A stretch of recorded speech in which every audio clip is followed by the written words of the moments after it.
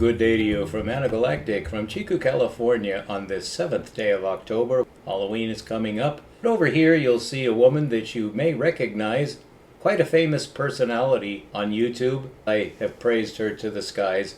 She's an extraordinary woman. She's a well-rounded woman, and I believe a very good person as well as an excellent scientist. She is operating in enemy territory. She has encountered what we all encounter when trying to deal with modeling scientists, and she's not afraid at all. It takes courage to do what she does. What I'm going to do is just play a little bit of this clip. I actually have not seen this.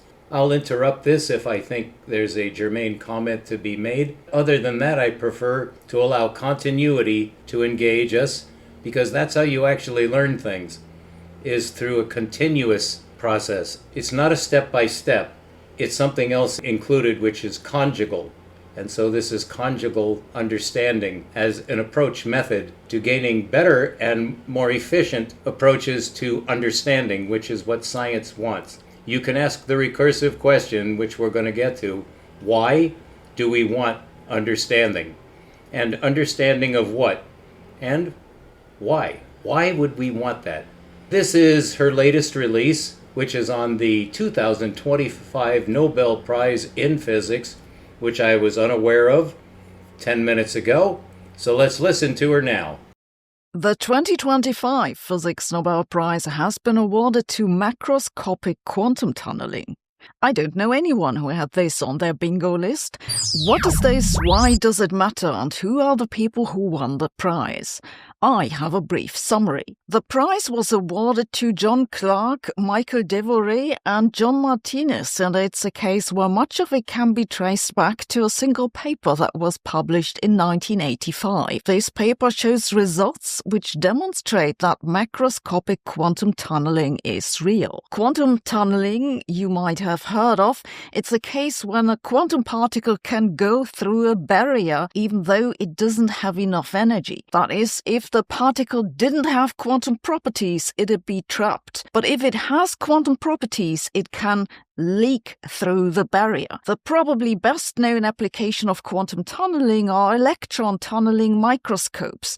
These probe basically the surface of a material atom by atom because electrons can tunnel into the tip of the microscope. However, this is a teeny tiny effect for single electrons. The three who won this year's Nobel Prize figured out that this can also happen for large collections of particles. In particular, they were looking at currents in superconducting wires. This is maybe not exactly your idea of macroscopic. Personally, when I hear macroscopic, I think of a bus. But a current in such a wire consists of millions of electrons, and that's quite large compared to the single electron level. What they showed is that the collective behavior of the current in the wire can tunnel across a barrier, so that's literally a gap. The wire needs to be superconducting for this to happen, because otherwise the electrons don't behave as one quantum state. This means that these wires must be cooled to temperatures near absolute zero. You can see in this figure from the Nobel Prize winning paper that as the wire is being cooled, the current behaves in a way that it'd be impossible without quantum effects. The relevance of this effect, and this is why I guess they awarded it the Nobel Prize, is that it moved quantum physics into the microchip range. In the 40 years after their discovery, this insight exploded into a vast number of applications, the best known of which is probably quantum computing. Because once you have this current that can tunnel, you can also have a current that's both on and off. And that makes a qubit. Now, the quantum computers with superconducting circuits, which are being used by Google and IBM and Amazon and so on, don't use exactly the same technology they used in their 1985 experiment, but it goes back to what this group did in the 1980s. The effect is also being used in some experiments to look for dark matter particles that might interrupt the currents Besides that, I don't think it has yet a lot of applications. I think that the biggest downstream effect of this discovery has been that it made quantum technology a reality. It's still mostly an academic enterprise, but one that's on the way to practical applications. And this has entirely changed physicists' attitude to quantum mechanics. In the 1980s, when these guys did their experiment, quantum physics was a mostly philosophical enterprise. No one thought it'd have much practical relevance one way or another. All this stuff with things being in two places and spooky action was just so far removed from anything tangible. But the macroscopic quantum tunneling was a major turning point that moved quantum physics into the tangible range, at least if you have a physics lab with superconducting wires. Back then, they argued all night over the interpretation of quantum mechanics. Now, they argue all night over the interpretation of quantum mechanics, but in a clean room. So, what are we to make of this year's Nobel Prize? It makes sense that rather than giving a Nobel Prize to quantum computing, they would give a Nobel Prize to the technology that made the first quantum computers possible.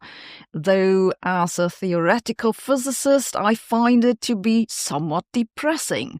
I, as many others, thought that the Nobel Prize would go to the theoretical work on quantum computing, to David Deutsch and maybe Peter Shaw.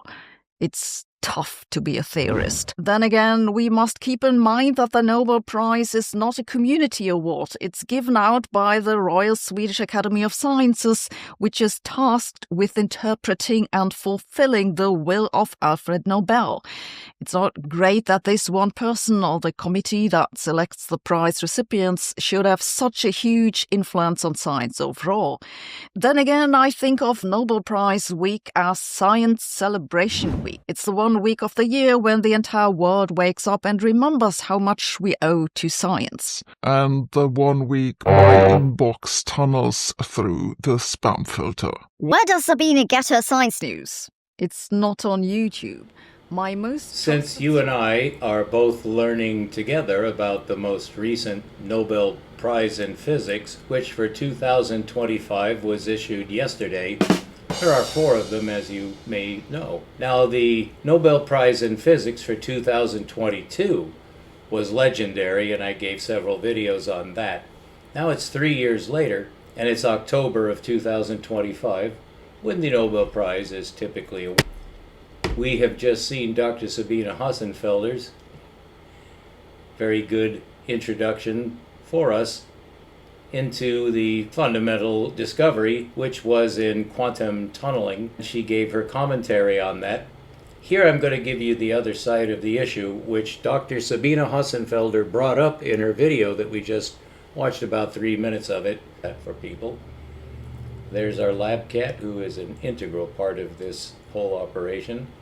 She likes to settle when she sees that I'm producing something on this. She remembers playing on the screen with the cat and mouse game, where she would bat this screen with her paws, make me laugh, and almost not, I mean, it could. She's a very powerful cat. She's a humble cat, a noble and graceful cat of great beauty and a supreme intelligence. I'm honored to have her here to help us understand the universe. So there's a lot to the universe, and she certainly is part of it. And God, am I grateful for this beautiful cat, my beauty. So she'll grace our screen there below Dr. Alexander Unziker, out to whom I have reached. He is busy. I didn't expect a response, but I did make an overture to let him know that he and I might want to talk sometime for his benefit. And one does not really expect an answer to that. It's like, that man is so busy. He is a real scientist, of course. I consider myself to be a real scientist using a different classificational system that he's filed under, which doesn't mean that he's bad at all. But he is in the industry, and he does need to make a living. So we're going to hear what Dr. Alexander Unziker, one of my modern heroes, I believe he's right there. It's just he's in the same position as Einstein, and I could name some other names. He's using linear algebra to get a spheric solution. So He would definitely want to know about my theory, which I'd have to put it that way. So now we're going to listen to this so we can hear what Dr. Alexander Unziker predicts about the 2025 prize, the Nobel Prize from Sweden in physics. One of 4 Nobel Prizes awarded ever since the year 1900. This would be the 125th anniversary of that Nobel Prize, which has been, of course, undermined and traduced by the usual politics that invades everything that's human. Certainly at the scale of religion, certainly at the scale of science, definitely at the scale of politics, but also at the scale of brainwashing on the behalf of some goddamned government. So Alexander Unziker operates out of Deutschland, which is reunified quite recently after the World War II debacle, where half of it was given to the communists who destroyed half of Germany as they did everything else they touched. So that's the sordid side of life. Alexander Unziker is certainly not a Nazi. He's a modern scientist. I have no idea if he's an atheist or not. So there's the old pastor talking. Now, without further ado, let's listen to Alexander Unziker make some pointless predictions. He's an incredibly frustrated man. I sympathize with him. But of course, since I have the solutions, which is what science is all about, Dr. Alexander Unziker needs to talk with me so we can start collaborating. If he does, he'll be the first and he'll be a hero. All I can do is make my offer. He doesn't have any solutions. I have them all. I would suspect that he might like to chat with me a little. All of his predictions are going to fail because we know who got it. Hassenfelder was surprised. Apparently everyone was surprised. I, of course, am not surprised at all. The Nobel Prize in anything. Let's find out what Dr. Unziker has to say in Failure. Welcome to Real Physics. Soon the 2025 Nobel Prize in Physics will be awarded. And of course, you can speculate about who will be the laureates. And not that I think that the Nobel Prize is such a great accomplishment, because we have had terrible Nobel Prizes in the last decades. And I sincerely hope it will be not another particle physics nonsense, or even worse, some string or inflation or multiverse crap, or also this ambitious, I want to get the Nobel Prize with my press conference like M87 does not deserve a Nobel Prize. But if you consider serious physics, well, I think Michael Berry could be a candidate for the geometric phases, which is very interesting. But it's not very likely. Maybe they pull out of their head some technological development. You can't really predict that. But of course, artificial intelligence is still on the table. We had Geoffrey Hinton and Hopfield last year for, say, algorithms. And a candidate could be Jürgen Schmidt-Huber, because he invented the long short-term memory, which is a precursor of the transformer model. And even he had developed the precursor of that transformer architecture. I think Einstein should have gotten something like 6 Nobel Prizes, and maybe Niels Bohr 2 or 3, and Dirac and Schrödinger. These were the real big accomplishments of physics, and we certainly have a lot to discover in fundamental physics. Okay, so let's do just a little bit of something completely different. All right, we now have a new portrait in our upper left-hand corner. That would be the Grand Canyon, certainly part of it. It's over 100 miles long, so when you're talking about the Grand Canyon, you do need to specify which part. It stretches off for infinity there, seemingly. Let's get a better look at this so you know what we're looking at the Grand Canyon, which we're going to talk about momentarily. Not to get off the topic, but just to get off the topic. And let's just make sure we know what we mean when we say we're looking at the Grand Canyon. I want you to see part of the Grand Canyon, which we will be discussing. And you'll see a white band. That's on the Kaibab Plateau, if I'm not mistaken, which is adjacent to the canyon on one side, actually crosses it. And the canyon bored through that, which was not an easy task. We would have to summarize there. And now a little bit closer look, I think you can see now that white band near the top of that tallest peak in the foreground. And that white band is quite tall. You may not be able to see the full scale effect, so that may be difficult to assess how tall that is. It is a white band that has a name that we're going to talk about. So that is the Grand Canyon with several of its stratigraphic layers. Now I just want to interject that in the prior video I had promised in an introductory fashion to get into a topic which I've long promised now to expand upon more fully for your benefit, for some aspects to science that you may wish to know, to consider for choices. And this does go to certain fundamentals, by putting it rather mildly, in our whole approach to a geometric perception of space. Now, Albert Einstein introduced us to a geometric perception of space that goes far beyond anything that Newton could have really imagined, which is kind of a pun because the formulation of space, according to Einstein, which is now fully accepted, and so do I in context, is that space now has a characteristic which would have surprised Newton, and it certainly surprised the 20th century physicists and scientists who were exposed in 1915, just 15 years after the turn of the century, Albert Einstein's publication of what he considered to be his proof for general relativity.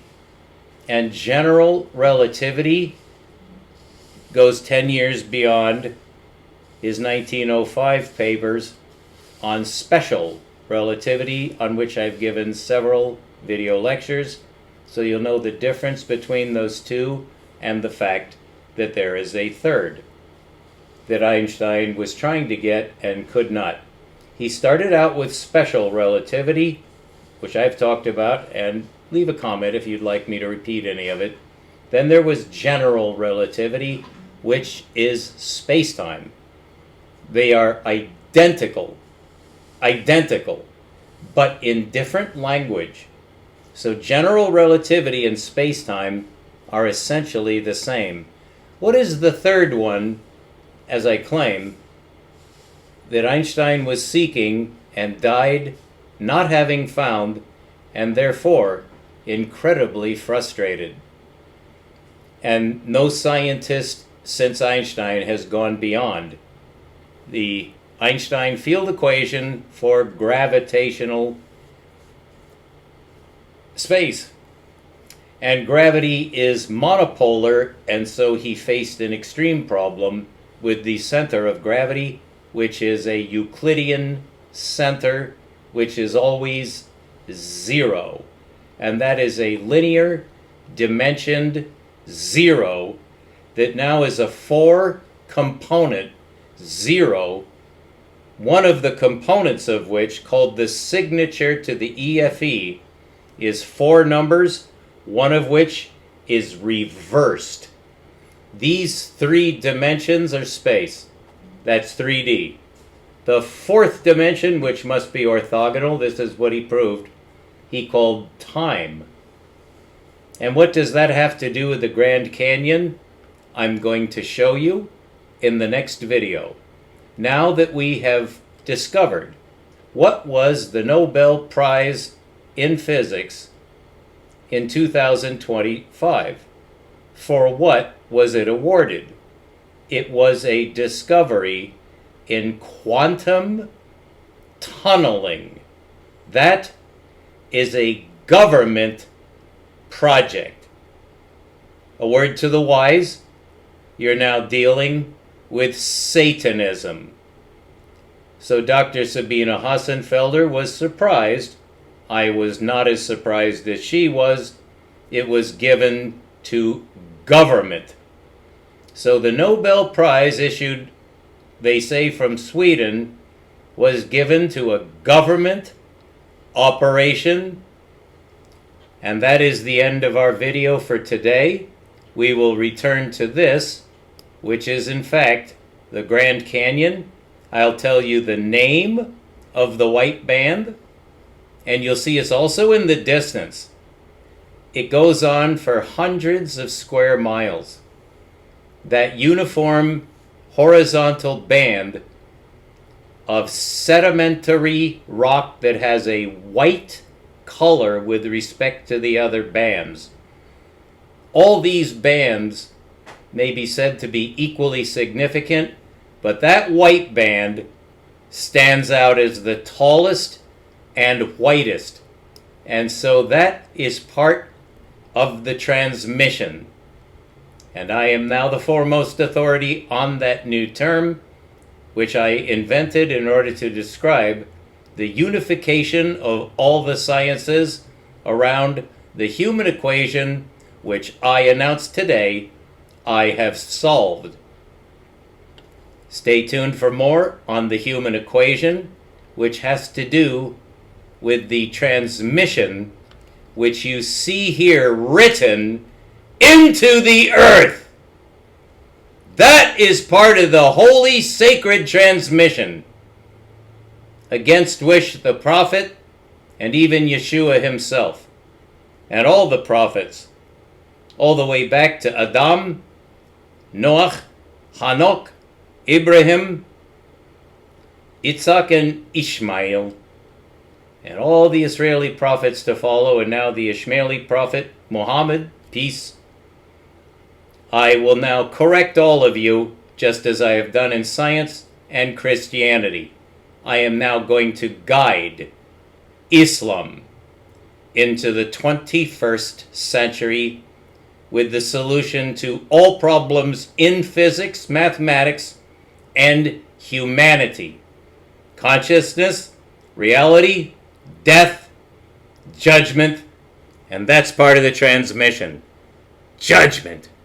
To get Hitler, Stalin, the murderers, the thieves, anybody who stabbed, anybody who committed a sin will be brought up in the afterlife.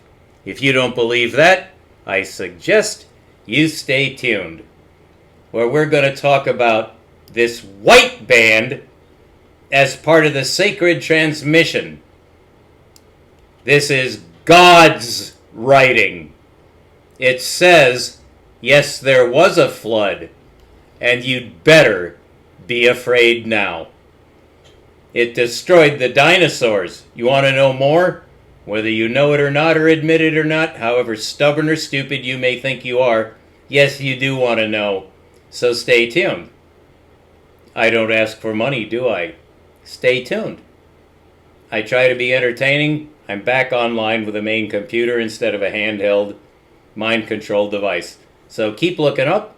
We'll be back later today with more on the Grand Canyon and the beginning of our series in hyperspheric conjugality, which explains the rotation of the universe, the center of the universe, the edge of the universe, and the reference frame of all physics, which is a force balance, which my teacher, a Hrvatskian Jesuit scholar, over 2.5 centuries ago, went beyond Einstein, went beyond Newton, went beyond Leibniz, went beyond everything we know today, because our current breed of scientists are retard ed.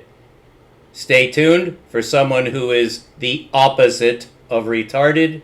I am now enlightened, and I will lead the Islam people to the truth. You can trust me, you can count on me. My life depends on telling the truth. No one else does. No one else has that restriction on them in science or religion. May all the prophets be blessed, as I know they are. The Most High is blessed forever. You will come to realize that, or you will face extinction, which is soon to come upon the whole earth. Good luck. I don't believe in luck. You might. Good. Effin' luck. Stay tuned.